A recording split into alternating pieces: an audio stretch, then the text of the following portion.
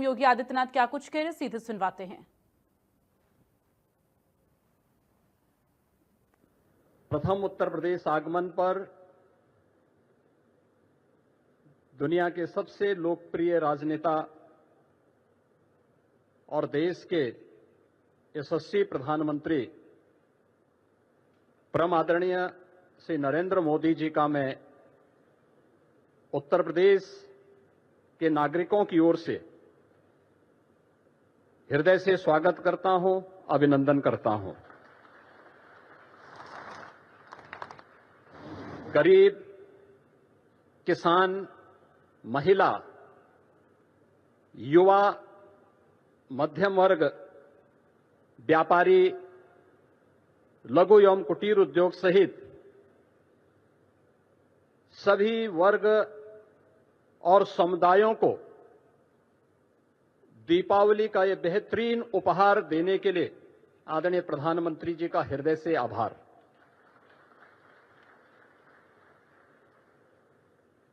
Apparel और textile, leather उत्पाद, हस्तशिल्प और कारपेट्स में उत्तर प्रदेश देश में शीर्ष स्थान पर है। बदलते वैश्विक आर्थिक परिवेश की चुनौतियों का सफलतापूर्वक सामना करने के लिए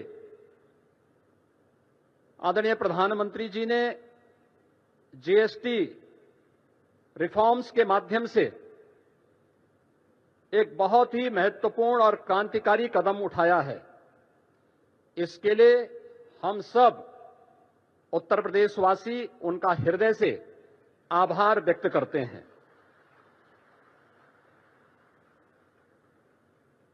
हम सब इस बात को जानते हैं कि वन नेशन वन टैक्स जुलाई 2017 में लागू हुआ था। टैक्स के अलग अलग जो रूप थे, जो न केवल एक व्यापारी को बल्कि एक उपभोक्ता को भी न केवल परेशान करते थे बल्कि भारी उलझन में डालते थे। 2017 में उठाए गए उन कदमों के उपरांत उस समय जो 4 स्लैब्स थे, उनमें मुख्य रूप से 2 स्लैब्स ही अब इस नई सुधार के अंदर जीएसटी रिफॉर्म के माध्यम से हम सबको देखने को मिलेंगे। और इसमें न केवल अर्थव्यवस्था को मजबूती मिलेगी, पिछले 4 दिनों के अंदर हम लोगों ने इस बात का एहसास किया है कि मार्केट में एक नई जीवंतता देखने को मिली है। उपभोक्ता तेजी के साथ बाजार की ओर रुख किया है। क्या गरीब, क्या किसान, क्या श्रमिक, क्या व्यापारी, हर एक तबके को जैसे एक नया जीवन दान मिला है और इससे व्यापक पैमाने पर रोजगार के सृजन के साथ साथ उत्तर प्रदेश जैसे राज्य के लिए ओडीओपी सेक्टर के हमारे उद्यमियों को तो एक प्रकार का ये नया जीवनदान प्राप्त हुआ है। मैं इसके लिए हृदय से आदरणीय प्रधानमंत्री जी का उत्तर प्रदेश के अपने सभी नागरिकों की ओर से, यहां के उद्यमियों की ओर से हृदय से आभार व्यक्त करते हुए आज के इस यूपी इंटरनेशनल ट्रेड शो के उद्घाटन के अवसर पर वे यहां पर पधारे हैं। इस अवसर पर मैं हृदय से स्वागत और अभिनंदन करता हूं। आज अंत्योदय के प्रणेता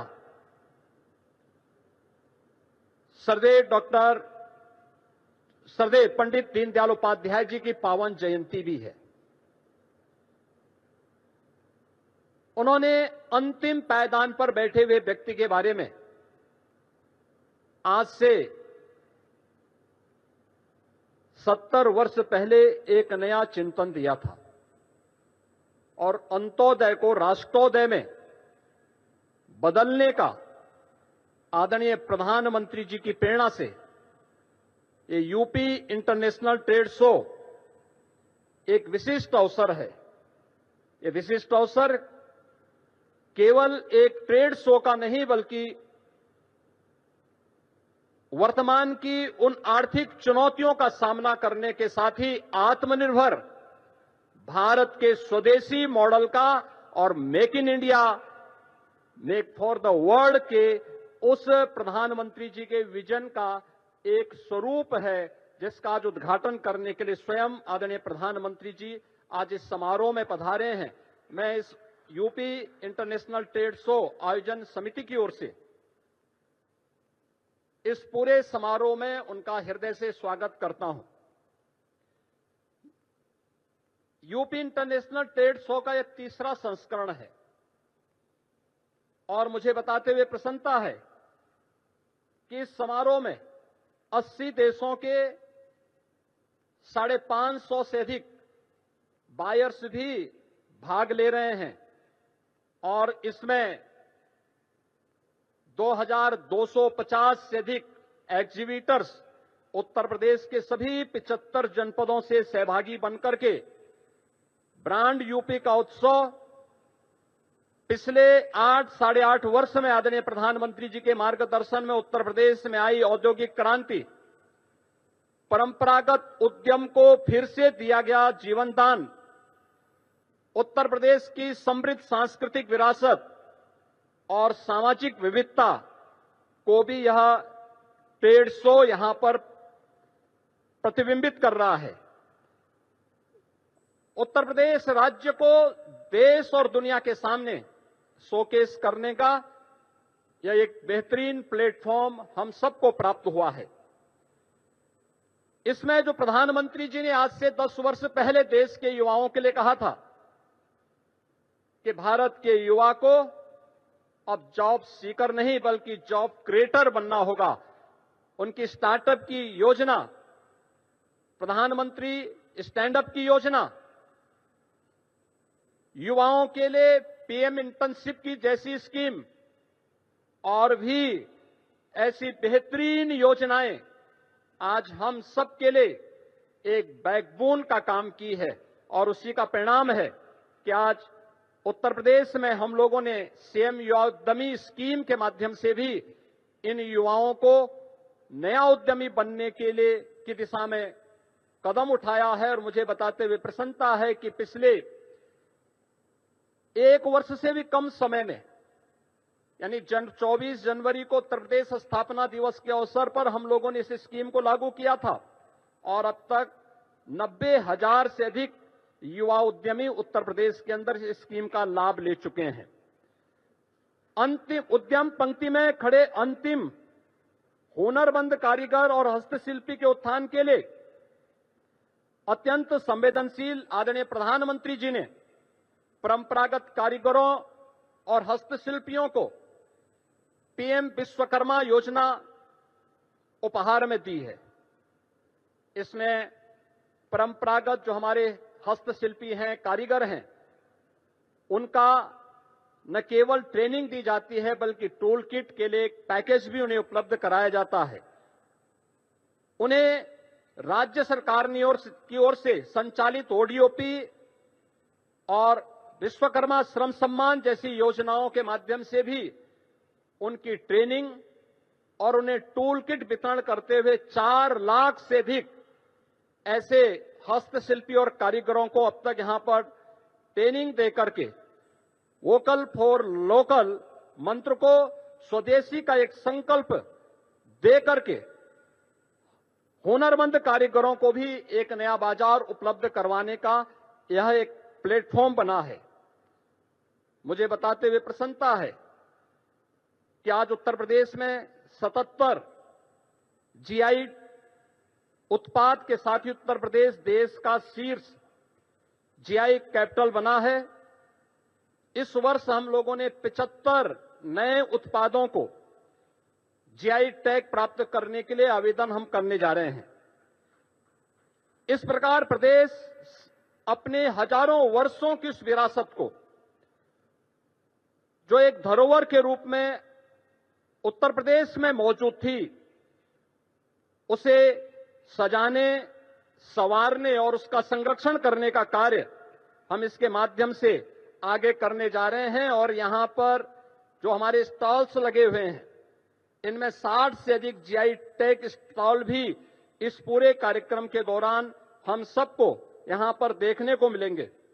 स्टार्टअप्स, ओडीओपी, हमारे उभरते हुए जो एक्सपोर्टर्स हैं, महिला उद्यमी, नए उद्यमी, हस्तशिल्पी, आईटी, इलेक्ट्रॉनिक्स, कृषि, खाद्य प्रसंस्करण, कौशल विकास, महिला स्वयंसेवी समूह, वन और पर्यावरण विभाग के अपने विभिन्न उत्पाद भी और उनके द्वारा किए गए प्रयास भी इस यूपी इंटरनेशनल ट्रेड शो के माध्यम से यहां पर प्रस्तुत किए गए हैं।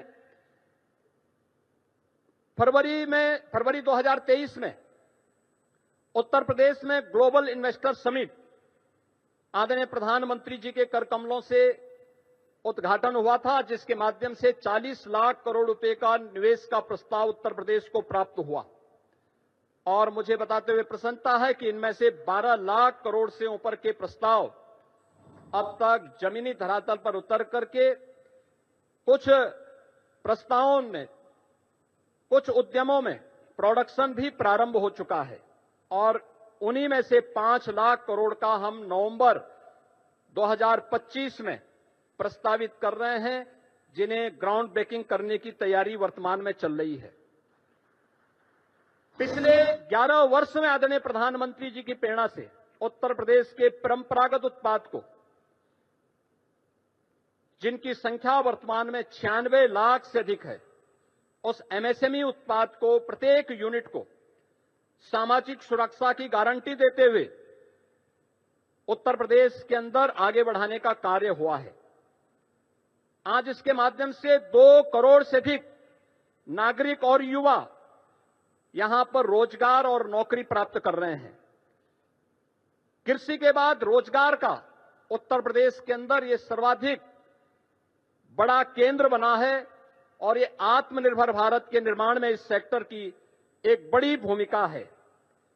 मुझे बताते हुए प्रसन्नता है कि ओडीओपी और पीएम विश्वकर्मा के बाद उत्तर प्रदेश ने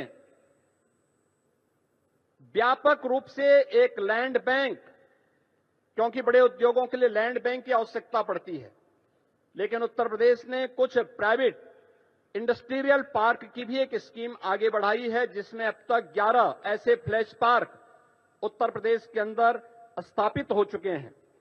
इसके माध्यम से भी उत्तर प्रदेश ने तेजी के साथ निवेश को अपने यहां आमंत्रित किया है, रोजगार के नए अवसरों का सृजन किया है।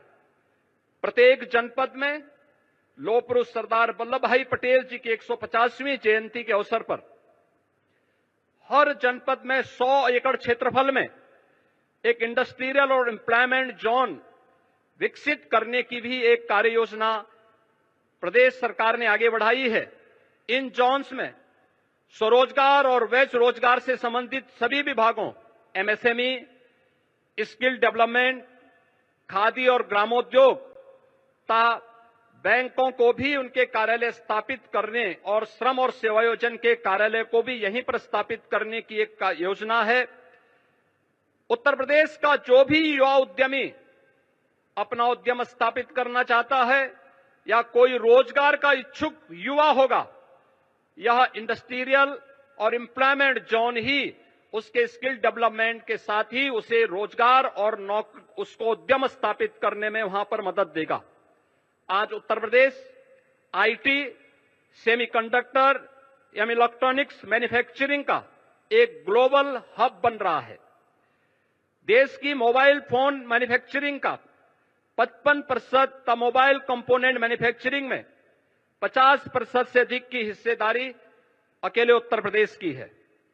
सेमीकंडक्टर क्षेत्र की देश विदेश की अग्रणी कंपनियां प्रदेश में निवेश कर रही हैं और इस क्षेत्र के महत्व को देखते हुए प्रदेश सरकार ने आईटी क्षेत्र को भी आज इंडस्ट्री का दर्जा प्रदान किया है।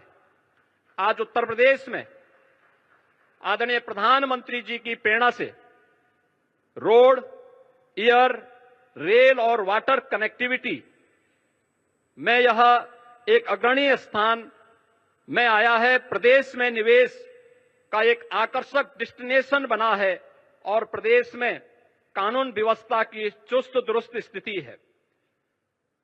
दूसरे देशों पर निर्भरता को कम करना और स्वदेशी साधनों का बेहतर उपयोग आदरणीय प्रधानमंत्री जी का आह्वान है।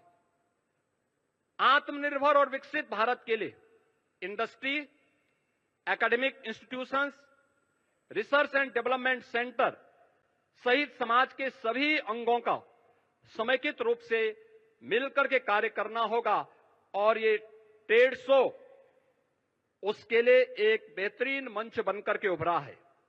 मैं आज के इस अवसर पर आदरणीय प्रधानमंत्री जी का जो मार्गदर्शन और नेतृत्व हम सबको प्राप्त हो रहा है, उसके कारण आज उत्तर प्रदेश बीमारू राज्य से उभर करके भारत के और विकसित भारत के ग्रोथ इंजन की अपनी भूमिका को प्रभावी ढंग से निर्वहन कर पाएगा। इस विश्वास के साथ मैं आदरणीय प्रधानमंत्री जी का आज के इस यूपी इंटरनेशनल ट्रेड शो के कार्यक्रम में हृदय से स्वागत करता हूं, अभिनंदन करता हूं। इस अवसर पर समारोह में पधारे उत्तर प्रदेश सरकार के मंत्रिमंडल के मेरे सहयोगीगण, एमएसएमई मंत्री श्री राकेश सचान जी, औद्योगिक विकास के मंत्री श्री नंदगोपाल गुप्ता नंदी जी, जल शक्ति मंत्री श्री स्वतंत्र देव सिंह जी, प्रदेश में पशुधन मंत्री श्री धर्मपाल सिंह जी, महिला और बाल विकास विभाग की मंत्री श्रीमती बेबी रानी मौर्य जी, प्रदेश के ऊर्जा और नगर विकास के मंत्री श्री ए.के. शर्मा जी, मत्स्य मंत्री डॉक्टर संजय निषाद जी, परिवहन राज्य मंत्री श्री दयाशंकर सिंह जी, प्रदेश के व्यवसायिक और कौशल विकास के मंत्री श्री कपिल देव अग्रवाल जी, समाज कल्याण मंत्री श्री असीम अरुण जी, लोक निर्माण के विभाग के राज्य मंत्री श्री ब्रजेश सिंह जी, माननीय सांसद श्री महेश शर्मा जी, माननीय सांसद श्री सुरेंद्र नागर जी समेत आज यहां पर विभिन्न देशों के हमारे माननीय एम्बेसडर्स और इस पूरे आयोजन में पार्टनर कंट्री के रूप में रूस हम सब के साथ मिलकर के कार्य कर रहा है। मैं इन सब का भी हृदय से स्वागत करता हूं, अभिनंदन करता हूं। जितने भी एग्जीबिटर्स आए हैं और युवा इस कार्यक्रम में भागीदार बन रहे हैं, उन सब का भी मैं हृदय से अभिनंदन करता हूं, स्वागत करता हूं। और मुझे पूरा विश्वास है कि यहां पर जो फॉरेन बायर्स यहां पर 532 से अधिक संख्या में उपस्थित हुए हैं, इनकी संख्या लगातार बढ़ रही है। यह नए भारत के, नए उत्तर प्रदेश के रूप में और विकसित भारत के विकसित उत्तर प्रदेश की भूमिका को आगे बढ़ाने में निर्णायक साबित होगा। आप सबका मैं हृदय से अभिनंदन करते हुए अपनी वाणी को विराम देता हूं। धन्यवाद। जय हिंद। मैं मुख्यमंत्री योगी जी को, सरकार के अन्य सभी साथियों को, स्टेक होल्डर्स को इस आयोजन के लिए बहुत बहुत बधाई देता हूं। साथियों, आज हम सभी के मार्गदर्शक पंडित दीनदयाल उपाध्याय जी की जयंती है। दीनदयाल जी ने हमें अंत्योदय की राह दिखाई थी। अंत्योदय यानी जो सबसे आखिर में है उसका उदय। गरीब से गरीब तक विकास पहुंचे और हर भेदभाव समाप्त हो, यही अंत्योदय है। और अंत्योदय में ही सामाजिक न्याय की मजबूती रही हुई है। और आज विकास का यही मॉडल भारत दुनिया को दे रहा है। साथियों, मैं आपको एक उदाहरण दूंगा। आज विश्व में हमारे फिनटेक सेक्टर की बहुत चर्चा है। इस फिनटेक सेक्टर की सबसे खास बात है कि इसने समावेशी विकास को, इंक्लूसिव डेवलपमेंट को बहुत ताकत दी है, बढ़ावा दिया है। भारत ने ऐसे ओपन प्लेटफॉर्म बनाए जो सबको साथ लेकर चलते हैं। यूपीआई, आधार, डिजी लॉकर, ओएनडीसी, ये हर किसी को मौका दे रहे हैं। यानी platform for all, progress for all. आज भारत में इसका असर हर जगह दिखाई देता है। मॉल में शॉपिंग करने वाला भी यूपीआई इस्तेमाल करता है और सड़क पर चाय बेचने वाला भी यूपीआई का इस्तेमाल करता है। फॉर्मल क्रेडिट जो कभी सिर्फ बड़ी कंपनियों को मिलता था, वही अब पीएम स्वनिधि से रेहड़ी ठेले वालों तक पहुंचता है। साथियों, ऐसे ही गवर्नमेंट ई मार्केटप्लेस यानी जैम है। एक समय था, अब सरकार को कोई सामान बेचना और बड़े प्लेयर्स के बस की बात, उन्हीं के कब्जे में था एक प्रकार से। लेकिन आज जैम पोर्टल से करीब 25 लाख सेलर्स और सर्विस प्रोवाइडर्स उससे जुड़े हुए हैं और सरकार को सप्लाई का काम कर रहे हैं। ये छोटे छोटे ट्रेडर्स हैं, उद्यमी हैं, दुकानदार हैं, जो भारत सरकार की जरूरत के हिसाब से वो सीधे अपना सामान भारत सरकार को बेच रहे हैं और भारत सरकार खरीद रही है। आप हैरान रह जाएंगे कि अब तक जेम के माध्यम से भारत सरकार ने 15 लाख करोड़ रुपए का सामान या सर्विस खरीद चुके हैं। इस पोर्टल पर करीब करीब 7 लाख करोड़ रुपए का सामान हमारे एमएसएमई लघु उद्योगों से खरीदा गया है। पहले की सरकारों में ये सोचना भी असंभव था, लेकिन आज देश के दूर सुदूर कोने में जो छोटा सा दुकानदार है, वो भी जैम पोर्टल पर अपना सामान बेच रहा है। और यही तो सच्चे अर्थ में अंत्योदय है, यही विकास का आधार है। साथियों, आज भारत 2047 तक विकसित होने के लक्ष्य की ओर आगे बढ़ रहा है। दुनिया में हो रही डिसरप्शन और अनसर्टेनिटी के बावजूद भारत की ग्रोथ आकर्षक है। डिसरप्शन हमें भटकाते नहीं, लेकिन हम उस परिस्थिति में से नई डायरेक्शन खोजते हैं, नई डायरेक्शन का मौका ढूंढते हैं।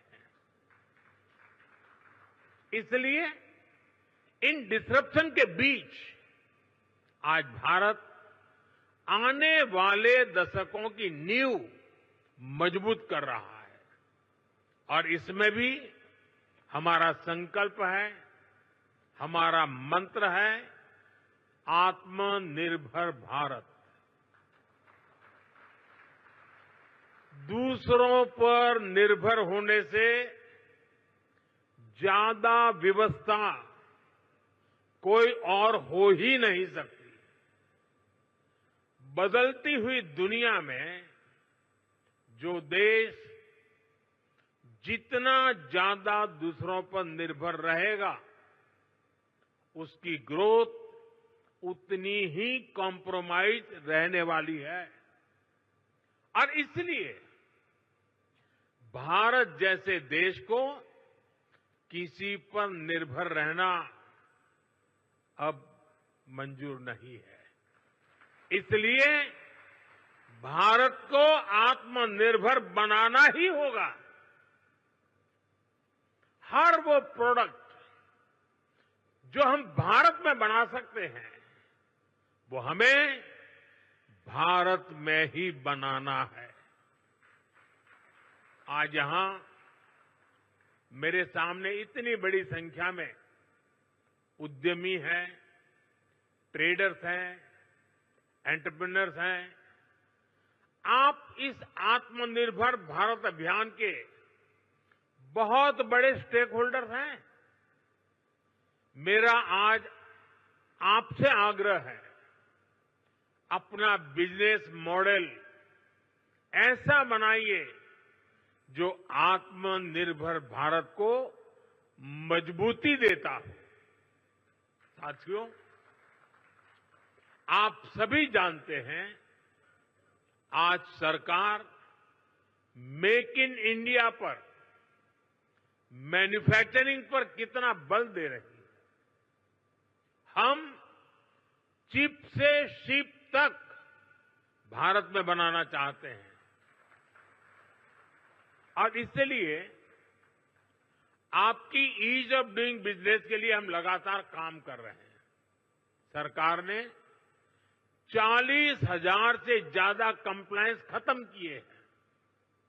व्यापार कारोबार में होने वाली जिन छोटी छोटी गलतियों पर आपके खिलाफ केस होता था, ऐसे सैकड़ों नियम उनको सरकार ने डीक्रिमिनलाइज कर चुकी है। सरकार आपके साथ कंधे से कंधा मिलाकर चल रही है।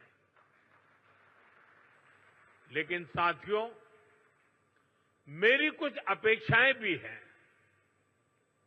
जो मैं जरूर आपके साथ शेयर करूंगा। आप जो भी मैन्युफैक्चर कर रहे हैं वो बेस्ट क्वालिटी का होना चाहिए, उत्तम से उत्तम होना चाहिए। आज देशवासियों के मन में ये बात है कि स्वदेशी उत्पादों की क्वालिटी में लगातार सुधार होता रहे, यूजर फ्रेंडली हो, लंबे समय तक काम आने वाले हो। इसलिए क्वालिटी से कोई भी कॉम्प्रोमाइज नहीं होना चाहिए। आज देश का हर नागरिक स्वदेशी से जुड़ रहा है, वो स्वदेशी खरीदना चाहता है। गर्व से कहो ये स्वदेशी है। इस भावना को आज हम चारों तरफ अनुभव कर रहे हैं। हमारे ट्रेडर्स को भी इस मंत्र को अपनाना है। जो भारत में उपलब्ध है उसे ही प्राथमिकता देनी है। साथियों, एक अहम विषय रिसर्च का है। हमें रिसर्च में इन्वेस्टमेंट बढ़ाना है, कई गुना बढ़ाना है। इनोवेशन के बिना दुनिया ठहर जाती है, व्यापार भी ठहर जाता है, जिंदगी भी ठहर जाती है। और सरकार ने इसके लिए जरूरी कदम उठाए हैं। अब रिसर्च में प्राइवेट इन्वेस्टमेंट के लिए सबको आगे आना ही होगा। ये समय की मांग है। हमें स्वदेशी रिसर्च का, स्वदेशी डिजाइन और डेवलपमेंट का पूरा इकोसिस्टम बनाना है। साथियों, इन्वेस्टमेंट के लिए हमारा उत्तर प्रदेश भी अद्भुत संभावनाओं से भरा हुआ है। बीते कुछ वर्षों में यूपी में कनेक्टिविटी की जो क्रांति हुई है, उसने लॉजिस्टिक कॉस्ट को बहुत कम कर दिया है। यूपी देश में सबसे ज्यादा एक्सप्रेस वे वाला प्रदेश बन चुका है। यूपी देश के सबसे अधिक इंटरनेशनल एयरपोर्ट वाला प्रदेश है। ये देश के 2 बड़े डेडिकेटेड फ्रेट कॉरिडोर का हब है। हेरिटेज टूरिज्म में भी यूपी नंबर 1 है। नमामि गंगे जैसे अभियानों ने यूपी को क्रूज टूरिज्म के लिए उसके मैप पर ला करके अपना स्थान बना दिया है। वन डिस्ट्रिक्ट वन प्रोडक्ट ने यूपी के अनेकों जिलों के प्रोडक्ट को इंटरनेशनल मार्केट में पहुंचा दिया है। और मुझे तो विदेशी मेहमानों से मिलना होता है तो आजकल मुझे कोई क्या देना है बहुत ज्यादा सोचना नहीं पड़ता है। ये वन डिस्ट्रिक्ट वन प्रोडक्ट का कैटलॉग हमारी टीम देख लेती है, बस उससे दुनिया भर के देश के लोगों को मैं दे देता हूं। साथियों, मैन्युफैक्चरिंग में भी यूपी नए रिकॉर्ड बना रहा है। अब जैसे इलेक्ट्रॉनिक्स और मोबाइल मैन्युफैक्चरिंग का सेक्टर है, बीते दशक में भारत इसमें दुनिया का दूसरा सबसे बड़ा प्रोड्यूसर बना है और इसमें यूपी का रोल बहुत बड़ा है। आज पूरे भारत में जितने मोबाइल फोन बनते हैं उसमें से लगभग 55% मोबाइल यहां उत्तर प्रदेश में बनते हैं। यूपी अब सेमीकंडक्टर सेक्टर में भी भारत की आत्मनिर्भरता को मजबूती देगा। यहां से कुछ किलोमीटर दूर ही एक बड़ी सेमीकंडक्टर फैसिलिटी पर काम शुरू होने वाला है। साथियों, एक और उदाहरण डिफेंस सेक्टर का है। हमारी सेनाएं स्वदेशी चाहती हैं, दूसरों पर निर्भरता को कम करना चाहती हैं। इसलिए भारत में ही हम एक वाइब्रेंट डिफेंस सेक्टर डेवलप कर रहे हैं। पुर्जे पुर्जे पर मेड इन इंडिया की छाप हो, हम ऐसा इकोसिस्टम बना रहे हैं और यूपी इसमें भी बड़ी भूमिका निभा रहा है। बहुत जल्द रूस के सहयोग से बनी फैक्ट्री से AK-203 राइफल का उत्पादन शुरू होने जा रहा है। यूपी में एक डिफेंस कॉरिडोर का भी निर्माण हो रहा है, जिसमें ब्रह्मोस मिसाइल समेत अनेक अस्त्र शस्त्र का निर्माण शुरू भी हो चुका है। मैं आप सभी का आह्वान करूंगा, यूपी में इन्वेस्ट करिए, यूपी में मैन्युफैक्चर करिए। यहां लाखों एमएसएमई का मजबूत नेटवर्क है और ये लगातार बढ़ रहा है। आप इनके सामर्थ्य का उपयोग कीजिए और एक कंप्लीट प्रोडक्ट यहीं पर बनाइए। इसके लिए हर मदद के साथ यूपी सरकार, भारत सरकार आपके साथ है। साथियों, आज भारत रिफॉर्म, परफॉर्म, ट्रांसफॉर्म के कमिटमेंट के साथ अपनी इंडस्ट्री, अपने ट्रेडर्स, अपने नागरिकों के साथ खड़ा है। अभी 3 दिन पहले ही नेक्स्ट जनरेशन जीएसटी रिफॉर्म्स लागू किए गए हैं। जीएसटी में हुए बदलाव भारत की ग्रोथ स्टोरी को नए पंख देने वाले स्ट्रक्चरल रिफॉर्म्स हैं। इन रिफॉर्म से जीएसटी रजिस्ट्रेशन आसान होगा, टैक्स डिस्प्यूट्स कम होंगे और एमएसएमईज को रिफंड भी तेजी से मिलेंगे। इससे हर सेक्टर को लाभ होगा।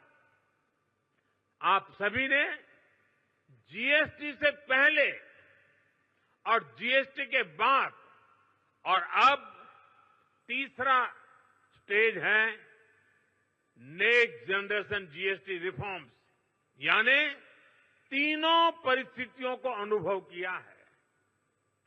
कितना बड़ा अंतर आया है, ये मैं कुछ उदाहरणों से आपके सभी के बीच रखना चाहूंगा।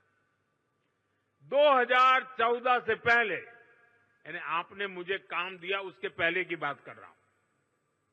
2014 से पहले इतने सारे टैक्स थे, यानी एक प्रकार से टैक्स का जंजाल था, और उसके कारण बिजनेस की कॉस्ट और परिवार का बजट दोनों ही कभी भी संतुलित नहीं हो पाते थे। उसे कंट्रोल करना मुश्किल था। 1,000 रुपये की शर्ट पर, ये 2014 के पहले की बात कर रहा हूं, आपके पास पुराना बिल पड़ा तो निकाल दीजिए। 2014 के पहले 1,000 रुपये की शर्ट पर 170 रुपये टैक्स लगता था, 170 रुपीज। साल 2017 में जब हम जीएसटी लाए तो आने के बाद पहले जीएसटी में 117 से कम होकर के 50 हो गया। यानी 1,000 के शर्ट पर पहले 117 था, 2017 में जब हम जीएसटी लाए तो 50 हो गया। और अब 22 सितंबर को लागू हुए रेट्स के बाद 1,000 रुपये के उसी शर्ट पर सिर्फ 35 रुपये टैक्स के रूप में देने होंगे।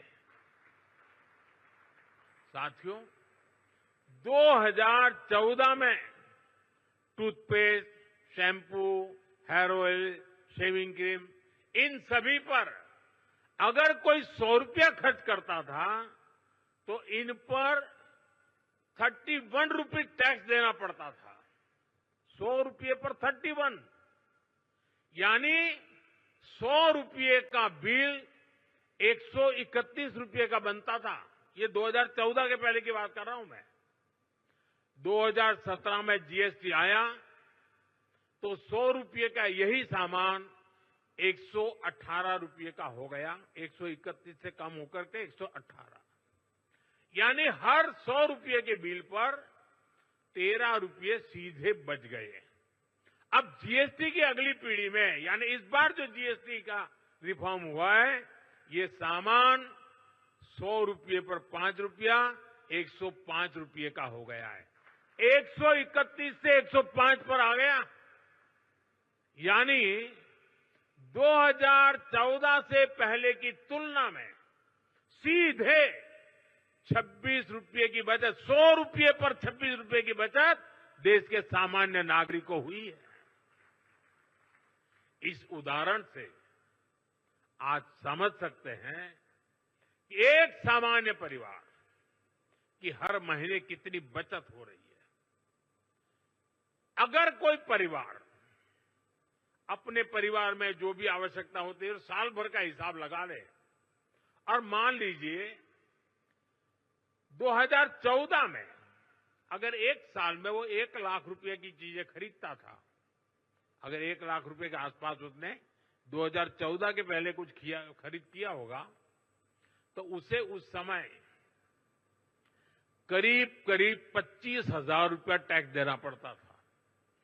अगर साल भर में 1 लाख रुपए की चीजें उसने खरीदी तो 25,000 रुपये टैक्स था 2014 के पहले, मेरे आने से पहले। ये बयान बहादुर लोग आजकल बयान करते हैं ना, जरा उनको सुनाइए। लेकिन अब नेक्स्ट जनरेशन जीएसटी के बाद उसी परिवार को सालाना सिर्फ 25,000 से कम होकर के करीब 5-6 हजार रुपया तक टैक्स आ गया है। 25,000 से 5,000, क्योंकि जरूरत के ज्यादातर सामान पर अब सिर्फ 5% जीएसटी हो गया है। साथियों, हमारे यहां गांव की अर्थव्यवस्था में ट्रैक्टर की बड़ी भूमिका है। 2014 से पहले एक ट्रैक्टर खरीदने पर 70,000 रुपये 70,000 रुपये से अधिक टैक्स देना पड़ता था। ये 2014 से पहले 70,000, अब उसी ट्रैक्टर पर सिर्फ 30,000 रुपये का टैक्स लग रहा है। यानी किसान को सीधे एक ट्रैक्टर पर 40,000 रुपये से अधिक की बचत हो रही है। ऐसे ही 3 व्हीलर गरीब के लिए रोजगार का बहुत बड़ा माध्यम है। साल 2014 से पहले एक 3 व्हीलर करीब 55,000 रुपये का टैक्स लगता था। एक 3 व्हीलर पर 55,000 रुपये टैक्स लगता था। अब उसी 3 व्हीलर पर जीएसटी करीब 35,000 रह गया है। यानी सीधे 20,000 रुपये की बचत हुई है। ऐसे ही जीएसटी कम होने की वजह से स्कूटर 2014 की तुलना में करीब 8,000 रुपये और मोटरसाइकिल करीब 9,000 रुपये सस्ती हुई है। यानी गरीब, नियो मिडिल क्लास सबकी बचत हुई है। लेकिन साथियों, इसके बावजूद कुछ राजनीतिक दल देश के लोगों को भ्रमित करने का प्रयास कर रहे हैं। 2014 के पहले वो जो सरकार चला रहे थे, उसकी नाकामियां छिपाने के लिए कांग्रेस और उसके साथी दल जनता से झूठ बोल रहे हैं। सच्चाई ये है कि कांग्रेस सरकारों के समय टैक्स की लूट मची हुई थी और लूटे हुए धन में से भी लूट होती थी। देश के आम नागरिक को टैक्स की मार से निचोड़ा जा रहा था। ये हमारी सरकार है जिसने टैक्स को बड़े पैमाने पर कम किया है, महंगाई कम की है। हमने देश के लोगों की आमदनी बढ़ाई है और बचत भी बढ़ाई है। जब 2014 में उनकी सरकार थी, 2 लाख रुपए तक इनकम टैक्स माफ था, 2 लाख रुपए सिर्फ। आज 12 लाख रुपए की इनकम को टैक्स फ्री करना और नए जीएसटी रिफॉर्म से ही इस साल देश के लोगों को 2.5 लाख करोड़ रुपए बचने जा रहे हैं। देशवासियों की जेब में 2.5 लाख करोड़ रुपया बचेगा। और इसलिए तो देश आज गर्व के साथ जीएसटी उत्सव मना रहा है, जीएसटी बचत उत्सव मना रहा है। और मैं आपको बताना चाहता हूं, हम यहीं नहीं रुकने वाले। 2017 में हम जीएसटी लाए, आर्थिक मजबूती का काम किया और 2025 में फिर से लाए, फिर आर्थिक मजबूती करेंगे। और जैसे जैसे आर्थिक मजबूती होगी, टैक्स का बोझ कम होता जाएगा।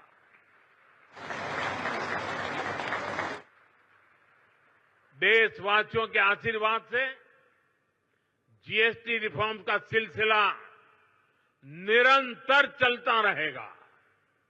साथियों, आज भारत के पास रिफॉर्म्स की स्ट्रांग विल पावर है। हमारे पास डेमोक्रेटिक और पॉलिटिकल स्टेबिलिटी है, पॉलिसी प्रिडिक्टेबिलिटी भी है।